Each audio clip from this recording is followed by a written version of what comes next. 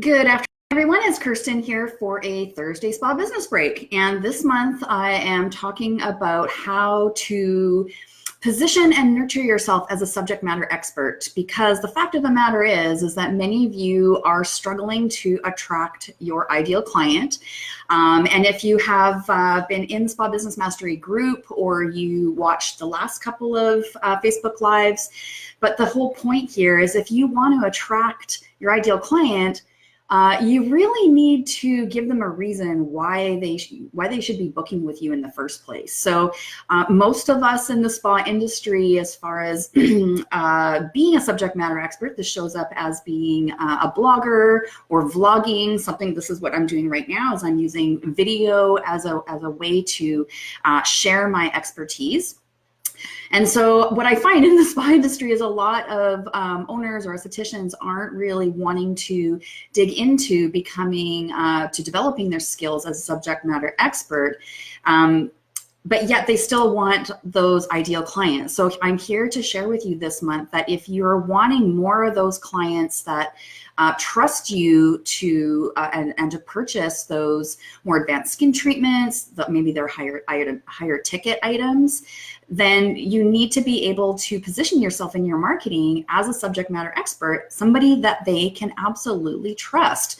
You know, we want to look at this from their perspective. If on your website it's just really general, kind of vague service descriptions, which I find most of them are, and there is no other area on your website or your social media that really shows and showcases your knowledge, then most likely they're going to look at that and think, oh, seems okay, but I don't know for sure.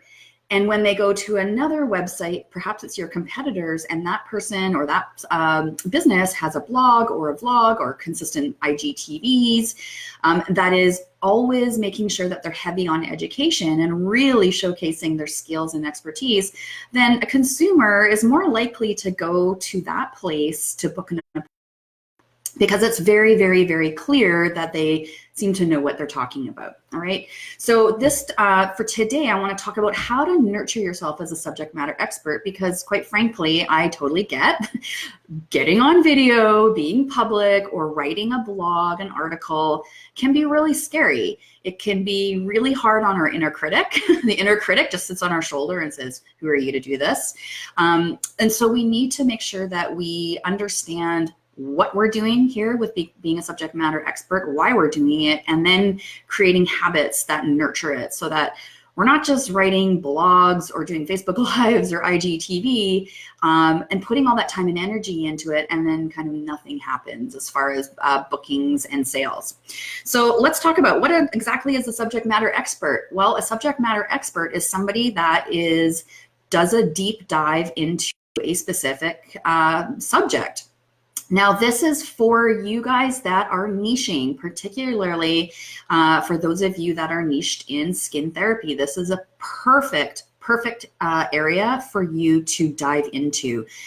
It also means, as a subject matter expert, that you're continually growing your knowledge base, you're researching, you're exploring what's out there, and you got to keep on top of things. You can't just kind of roll on what you knew 10 years ago. You have to keep up on what's happening. So that is what a subject matter expert is somebody that has a depth of knowledge on a specific area of expertise. And for you guys as estheticians, as spa owners, I'm just going to go out on a limb and say you have a vast body of knowledge. The problem is, you don't really know how to use it. But the first piece I want to do is to ensure that you do understand that you very well could be a subject matter expert, but you don't even realize it. A lot of times we know so much more than we think we do, or we don't actually think, we question the value of it. Like, yeah, I know stuff, but I just know stuff. Trust me, your clients want to know what you know. They want to know what's in your brain. All right, so how do you earn more becoming a subject matter expert? Now, this is more of a long-term growth strategy in that you will be creating consistent content on your website as a blog or a vlog or on social media. Okay. But it really means that when you position yourself as a subject matter expert, it allows consumers and your existing clients to build a lot of trust. That is the name of the game.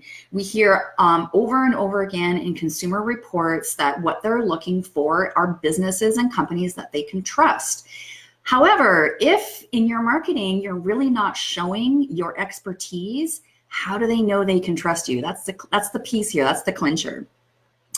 The other piece I want you to understand is that if you have higher ticket items on your menu, so services that either, one service is a lot more expensive than just a regular facial, or it requires a series to be purchased in order to get those results, please understand that the trust factor is going to need to be even more. So it typically takes a little bit longer for consumers to for you to build trust with consumers, especially for those high ticket items.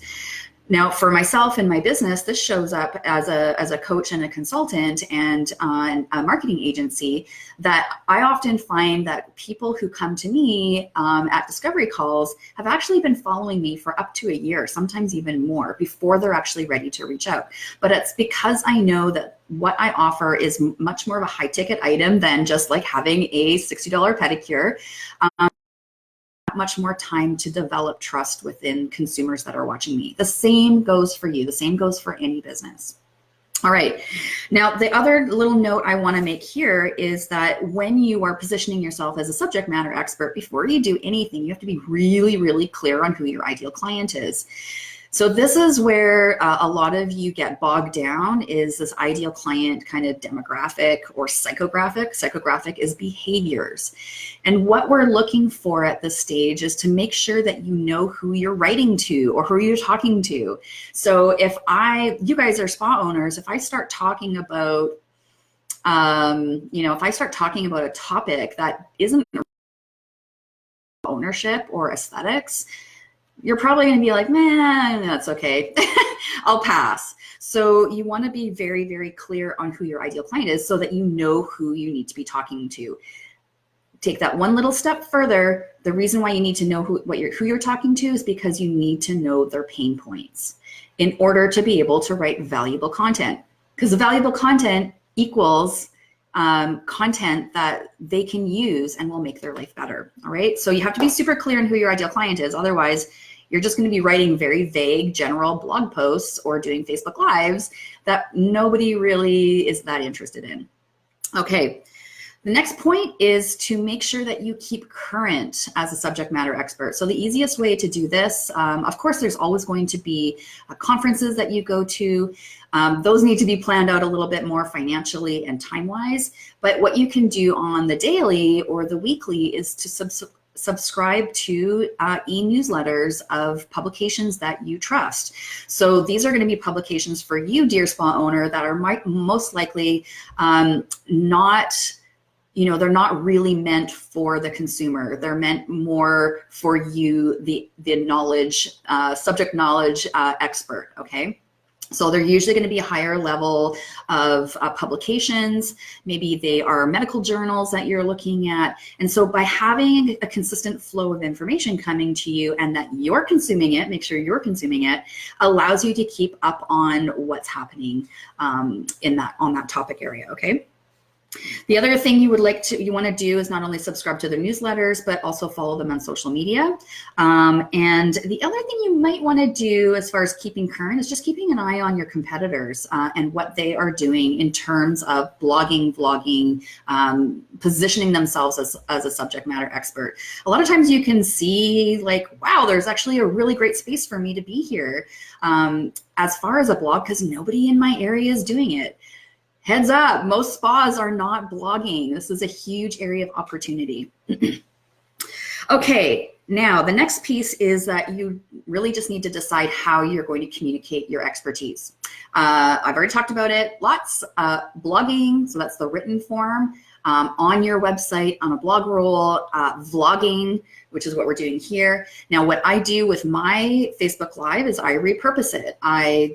We download it, it gets uploaded to YouTube. So if anybody's searching on YouTube, it also gets uploaded to my website under my blog and embedded in there. And we kind of do double duty. So we take my Facebook Live and we also turn it into a written blog that is totally SEO optimized. So I'm trying to get the visual people that like to listen and see, but I'm also targeting the people that like to do a quick read or scan through the blog. I'm also trying to optimize SEO by doing those SEO optimization in the written form. Another way you can do become a subject matter expert is to look for guest podcasting spots. There's always podcasters that are looking for subject matter experts. For you guys, dear spa owners, you're probably looking at lifestyle bloggers or podcasters, okay? Maybe even lifestyle bloggers that you could be a guest blogger on. Or video. Networking events is another great opportunity. I know networking groups like eWomen Network will often are looking for members to come up and speak to the rest of the members at their monthly meeting. And you can also look at working at community events. So there's always usually like wellness expos, local wellness expos, women's shows. That's another place that you can showcase your expertise.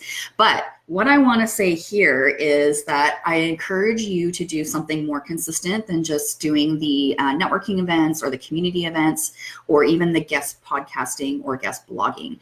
I really recommend that you make this a consistent effort at least once a month to create a blog or a vlog, okay? When you have that consistency, that's what builds trust for consumers. They go to your website on a Google search, they happen across your blog, they see all the different topics you're talking about.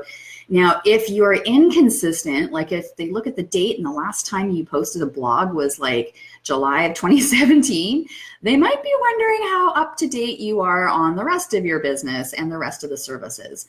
So do yourself a favor, and if you're going to start doing this, make sure that you are committed to it consistently at least once a month.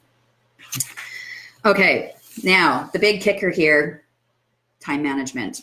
This is absolutely going to need attention and your commitment. So if you are new at writing and blogging, if you're new at doing Facebook Lives or IGTVs, awesome. I'm so proud of you to be willing to hop in there and give it a whirl. But make sure that you're blocking off time on your schedule to make sure that you have content prepared, that you have a few talking points. I always come with my talking points. I do them on a Google Doc. I make my notes because what I do is I have one of my team members, she then repurposes that into the written word into a blog format. So, but before I had Emma doing that, I just took a sticky notepad and wrote my topic and my 3 talking points so that I came to the call prepared and I didn't end up rambling on and on and on and on and on and getting off topic, okay?